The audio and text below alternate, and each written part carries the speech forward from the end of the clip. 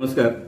सातारा जिल्ह्यातील श्री अक्षय चव्हाण, त्यांची पत्नी मोनाली चव्हाण आणि त्यांचा 3 वर्षाचा मुलगा निलेश चव्हाण यांच्या अनुषंगानं सोशल मीडियामध्ये 3-4 दिवसापूर्वी एक बातमी सर्क्युलेट झालेली होती। इंस्टाग्रामवर असेल किंवा त्यांच्या ब्लॉगवर असेल, त्या माध्यमातून सर्वांच्या निदर्शनास आलेलं होतं की हा 3 वर्षाचा मुलगा ज्याला एका दोरीने दगडाला आईने बांधलेला आहे आणि ती स्वतः काम करते आहे।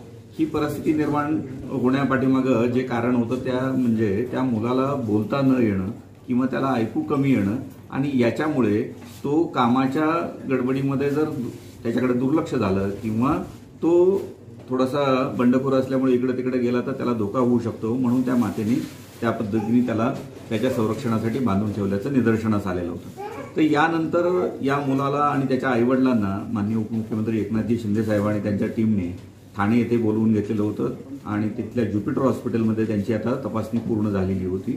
त्याच्यामध्ये निदर्शनास आलेलं आहे की त्याला सध्या बोलता येत नाहीये। त्याचं कारण म्हणजे त्याला पूर्णपणे ऐकू म्हणजे एका कानाने ऐकू येत नाही, एका कानाने 30-40% ऐकू येते। काही दिवसानंतर उपचारांती त्याला ऐकू यायला लागेल आणि बोलताही येऊ शकेल। ही चव्हाण कुटुंबीय जे आहे ते साताऱ्यामध्ये पूर्वी फत्यापूर या ठिकाणी रहिवासाला होतं। त्या ठिकाणी काम शोधामध्ये ते नंतर पाचगणी तालुका महाबळेश्वर येथे गेलेलं आहे आणि त्या ठिकाणी ही घटना झालेली होती।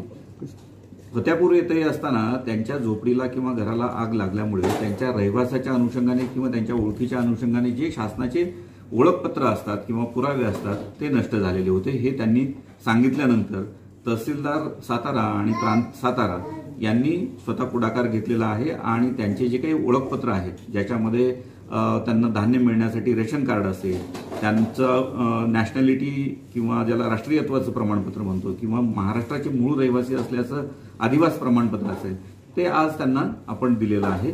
याच्या आधारे त्यांना यापूर्वी जे त्यांचं आधार कार्ड निघालेलं होतं ते त्यांच्याकडनं हरवलेलं आहे किंवा त्या आगीच्या घटनेमध्ये नष्ट झालेलं आहे, ते पुन्हा मिळवून देण्याचा आमच्या प्रशासनामार्फत प्रयत्न असणार आहे आणि या सगळ्यांच्या ओळखपत्र आणि इतर कार्डच्या माध्यमातून त्यांना मतदान असेल किंवा इतर त्यांचे जे अधिकार आहेत किंवा अन्नाचा अधिकार जो आहे, धान्य मिळण्याचा अधिकार आहे, हे सगळे त्यांच्यापर्यंत पोहोचवण्यासाठी पूर्णपणे आम्ही प्रयत्न करणार आहोत।